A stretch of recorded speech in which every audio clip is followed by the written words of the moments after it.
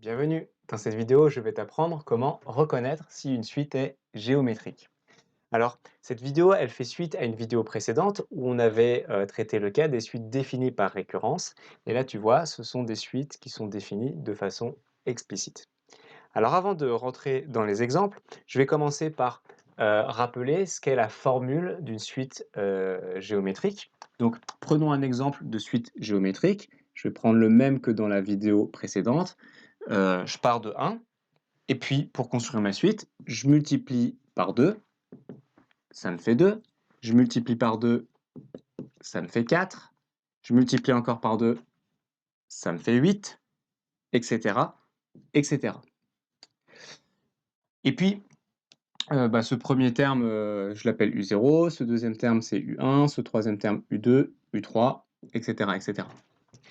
Et la question que j'ai envie de te poser, c'est que vaut U100? Calcule-le. Alors, tu as deux solutions. Soit tu fais à la main, x2, x2, x2, x2, x2, tu recommences 100 fois le même calcul. Ou soit tu es un petit peu malin et tu observes la chose suivante. Regarde.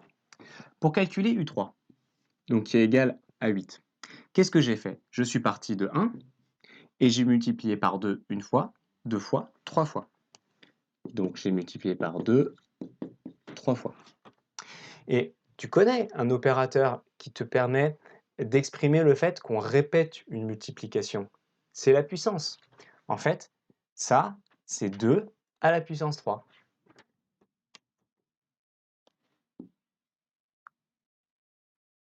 Alors j'ai pris l'exemple de U3, mais si tu avais pris l'exemple de U2, ça fonctionnerait un peu de la même façon, sauf que ce serait 2 à la puissance 2. Et en fait, si on observe, on se rend compte que pour un nombre n, eh bien, pour obtenir le nombre, on va faire 1 fois 2 à la puissance n. Voilà, il ne me reste plus qu'à généraliser pour partir de ce cas particulier et exprimer la définition générale explicite d'une suite géométrique. Alors, 1 peut prendre d'autres valeurs que 1. D'une façon générale, le premier terme, on l'appelle U0. Donc ici, on va écrire U0. Et puis 2, ça peut être d'autres valeurs que 2. Je peux multiplier par 3, je peux même multiplier par un nombre négatif, par une fraction, par tout ce que je veux. Et donc ce nombre, je vais l'appeler Q. Et ce nombre s'appelle la raison de la suite. Voilà. Il ne me reste plus qu'à mettre en rouge et encadrer. Et maintenant qu'on a la définition générale explicite d'une suite géométrique, on va pouvoir s'en servir pour voir si on reconnaît cette forme parmi les suites que je t'ai proposées. Alors on commence par la première. U de n égale 3 à la puissance n. Est-ce que ça ressemble à ça? Alors, tu as dû reconnaître que 3, c'était la raison, Q, on a bien le puissance n. Où est le U0? Le U0, c'est assez facile de le faire apparaître. Il suffit que j'écrive que ça, c'est égal à 1 fois 3 à la puissance n. Et donc, j'ai bien une suite géométrique de raisons Q égale 3 et de premier terme U0 égale 1. Corrigeons la deuxième suite. U de n est égal à 4 plus 2 à la puissance n. Alors ici, ça ressemble un petit peu. La différence, c'est qu'au lieu d'avoir une multiplication, j'ai un plus. Et en fait, ce plus, il gâche tout. Ça ne va pas être possible de faire apparaître cette forme, même en bidouillant dans tous les sens. Et je vais te le prouver. On va calculer les quelques termes de cette suite et on va voir que ça ne peut pas être une suite géométrique.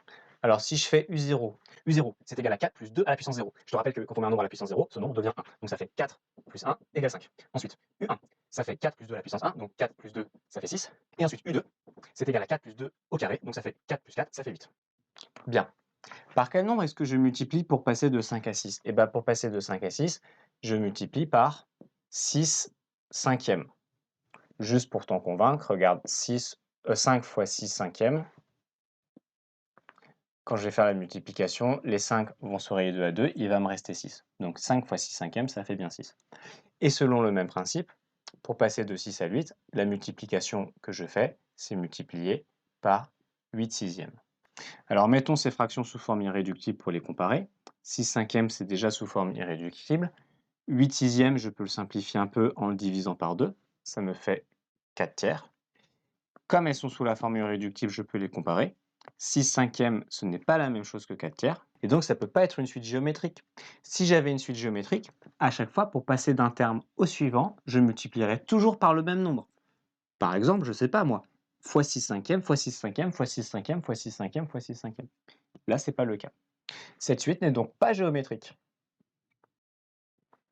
La suite suivante. U de n est égal à 2 à la puissance n divisé par 3 à la puissance n plus 1. Alors quand on voit ça, on se dit que c'est quand même assez éloigné de cette écriture. Donc on aura envie de dire que ce n'est pas une suite géométrique. En réalité, c'en est bien une. Elle est camouflée. Regarde. Déjà, ce que je vais faire, c'est que je vais mettre le nombre du haut et le nombre du bas, tous les deux à la puissance n. Donc il faut que je me débarrasse du petit plus 1. C'est pas très compliqué. 3 à la puissance n plus 1, en fait, c'est 3 à la puissance n fois 3. En haut, je garde mon 2 à la puissance n. Et multiplié par 3 au dénominateur, comme on l'a fait ici, en fait, c'est la même chose que multiplier par 1 tiers. Je me retrouve donc avec 2 à la puissance n sur 3 à la puissance n fois 1 tiers. Si tu te souviens de tes formules sur les puissances, tu reconnaîtras que cette puissance, elle peut s'écrire 2 tiers, le tout entre parenthèses, à la puissance n. Alors maintenant, regarde, est-ce que tu arrives à reconnaître cette forme ici? C'est bien la même. U0, c'est 1 tiers, et Q, c'est 2 tiers, qu'on a bien à la puissance n. Je vais juste inverser les deux termes pour qu'ils soient dans le même ordre qu'ici. 1 tiers fois 2 tiers à la puissance n. Ce sera peut-être un peu plus évident. Et donc on voit que le premier nombre correspond à U0. U0 égale 1 tiers. Et le deuxième nombre ici correspond à Q. Q égale 2 tiers. Cette dernière suite est donc bien une suite géométrique. J'ai terminé avec les explications. Maintenant, j'aimerais te donner quelque chose qui peut t'aider à avoir de meilleures notes. Si tu veux découvrir ce que c'est, je te laisse regarder dans la description.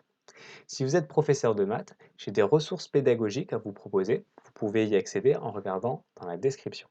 Si vous êtes parent, peut-être que vous recherchez une solution de soutien scolaire ou de coaching scolaire. Regardez, il y a un lien aussi pour les parents. Merci d'avoir regardé cette vidéo.